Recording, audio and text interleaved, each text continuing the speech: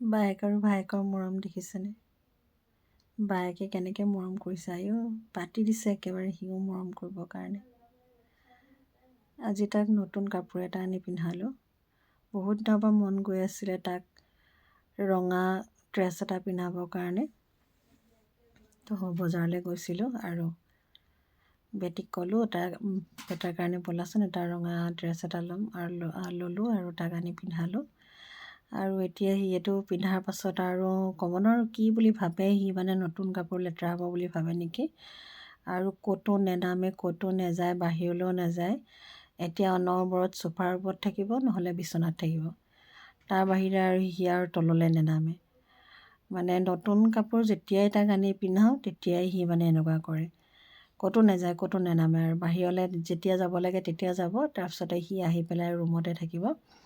তললৈও নেনামে, পকাতো নেনামে, পকাত নুশুৱেও, ক'তো নুশুৱেও।